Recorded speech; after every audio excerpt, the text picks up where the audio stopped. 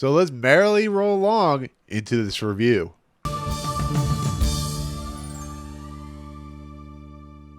What's going on, everyone? Welcome to Movie Emporium's movie review of Merrily We Roll Along. This is a live stage adaptation production of the stage play musical directed by Friedman. Okay, so in this current climate of live stage musical recordings, I guess you could say, like Hamilton and so on and so forth, Merrily We Roll Along is the adaptation of the Stephen Sondheim Musical that is currently cast with Daniel Radcliffe, Jonathan Groff, and of course Lindsay Menedez, as well as Krystal Joy Brown, Katie Rose Clarke, and Reg Rogers, and is a story of three individuals named Charlie, Franklin, and Mary who became friends early on in their career and basically fell apart as of course Franklin becomes more famous, and kind of the I would guess cheating that Franklin does with his wife and so on and so forth, and has a son.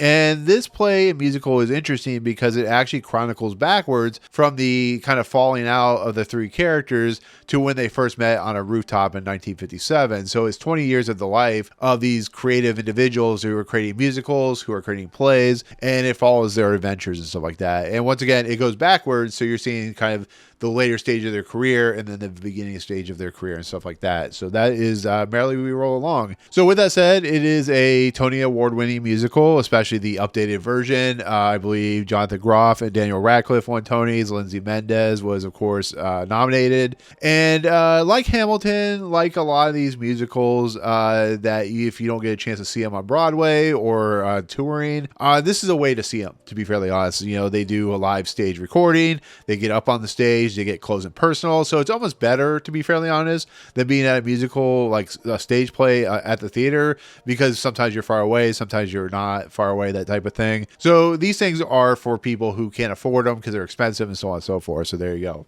But this was filmed in 2024. It brings back the original cast who may or may not have been part of this production as the recording of this movie. And it leads into, like, how does this look as a production? It's already garnered a lot of praise. It won Best Revival, all kinds of Tonys and stuff like that. And so for somebody who has never seen this musical or even heard this musical before, I gotta say, as a first-time viewing, it's pretty spectacular. It's like one of the best musicals I've seen in quite a while. And I've seen a lot, to be fairly honest. And I've seen some of the best ones. I think what works about this is the fact that it does go backwards in its production. So you see the times change. You see the characters age backwards, kind of in a sense. You see kind of the former relationships between, of course, Charlie and Franklin, who were friends before.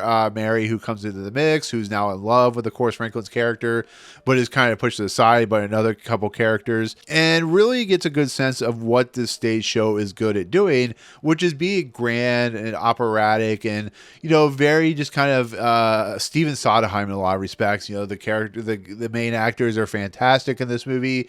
You know, there's like Gussie and there's Mary and there's Beth and all these characters that play into the mix. And then you have the back players who come into the mix who kind of transition the scenes because each segment is in transitions. And I just think it's wonderfully put together. I think it's really fascinating. Like stuff like Rent and stuff like Family Opera and even Sweeney Todd, the Demon Barber of Fleet Street, the nature of the direction of the stage musical, the way the characters, you know, transition from time to time to time, it's really easy to follow. Sometimes it's like the stage show has to go so quickly that you kind of get confused, and this one is able to kind of keep it going, keep it logically synced into the station of what it's trying to do, that once again it's really easy to follow, which is really nice. And it's a well tenured musical. It's well produced. You know, I love that it gets up close and personal to like Jonathan Groff, who you can see like the mannerisms of his face and how he starts crying and how he's able to emote. And same thing with Lindsay Menedez and stuff like that as Mary. And Daniel Radcliffe is fantastic as Charlie, who,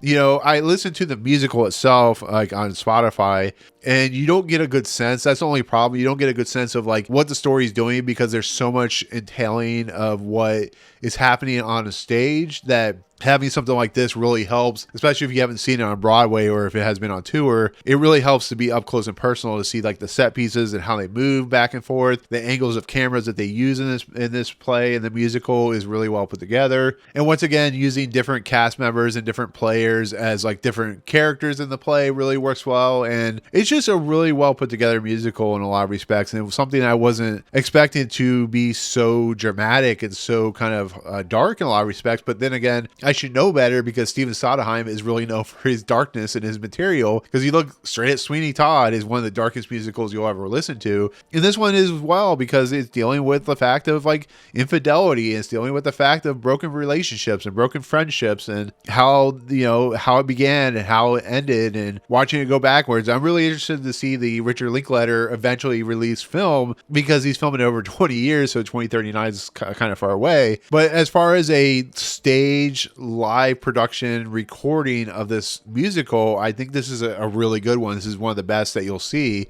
because it really gets a sense of purpose of what this musical does. And I would love to see this on Broadway. I would love to see this, you know, on tour. And I think it would be fun to watch, because the only problem with this is you only can like film so much. So some of the background stuff kind of gets lost in the ether and whatnot. But yeah, I really, really love this musical. It's really fun to watch. It really has a good sense. If you don't have a chance to see it, this is a good way to see it. You get to go see it in the theaters for a limited amount of time. And yeah, for a musical adaptation, a live prologue or whatever you want to call it of this, it's great. And everybody's great in it. I love the characters. I think they're fantastic. I think they're well developed, and I can see why, you know, Daniel Radcliffe and Jonathan Groff won Tonys for this. I think Lindsay Menedez should have won. I think the whole cast should have won, to be fairly honest, because they're all really good. But yeah, it's definitely highly recommended. Definitely something I think you should check out. So if you like these types of things, if you like these live adaptations of the musical itself, I think you'll really enjoy this. So there you go. But with that said, that'll be my take on the live adaptation of the musical, which is Merrily We Roll Along. It'll be in theaters, and then I'll probably on VOD shortly. So check it out. But anyways, thank you so much for watching. In the comments below, what is your favorite like live adaptation, like recording, musical, or whatever? Is it something like this? Is it something like Hamilton, Come From Far Away, and stuff like that? Let me know in the comments below. But if you like what you see in the video, awesome, hit the subscribe button to join Movie Emporium. Hit that notification bell at top to find what's coming next. If you like this video, awesome, hit that like button. And as always, we'll see you guys on the next video. Peace out, guys.